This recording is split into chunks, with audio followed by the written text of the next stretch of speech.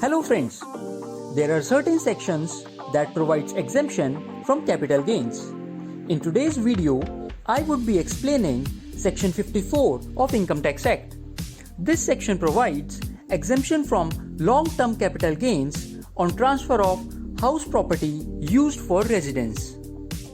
To begin with, we must know the correct eligibility criteria for using benefit of this section.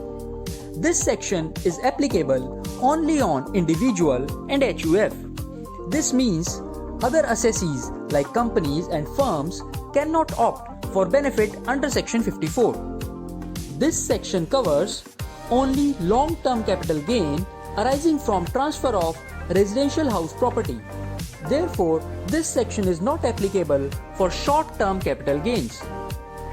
For claiming the benefit of this section, assessee should invest capital gains either 1 year before or 2 years after the transfer of capital asset by way of purchase of residential house. In case of construction, same time limit would be 3 years instead of 2 years. There could be a scenario where residential house property is acquired by government. In that case, the time limit of 2 or 3 years will start from actual date of receipt of compensation. Now, we should move on to the next part of how capital gains to be invested. Investment requirement is divided into two parts. Part 1. If capital gain is more than rupee 2 crore. In this case, assessee should invest the amount of capital gains in purchase or construction of one residential house in India. Part 2. If capital gain is up to rupee 2 crore. In this case, assessee should invest the amount of capital gains in purchase or construction of up to 2 residential houses in India. In case assessee invests amount of capital gain in purchase of 2 residential houses, then he shall not be subsequently entitled to use this option again.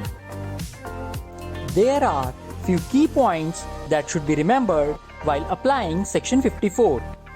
These points are: first, amount of exemption would be lower of capital gains or cost of new asset. Second, deposit scheme is also applicable in this case. Therefore, exemption under this section would be applicable if eligible assessee deposits amount of capital gains in any branch of PSU, that is public sector bank, before due date of filing of income tax return. In case this amount is not used within 2 or 3 years as the case may be, then balance amount would become taxable at end of 2 or 3 years. Third, exempted capital gain will be reduced from cost of acquisition of asset in case acquired capital asset is sold within 3 years from date of purchase or construction. Let us now understand point third by way of an example. Vikram sold residential house in Ambala for rupee 20 lakh, resulting in capital gains of rupee 10 lakh.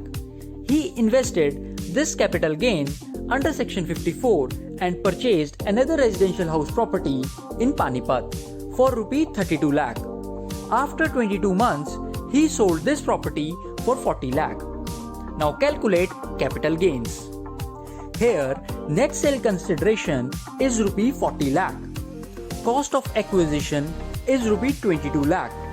Cost of acquisition is reduced by rupee 10 lakh because this amount was earlier exempted from capital gain. In case of any doubt, you may ask same in comment section.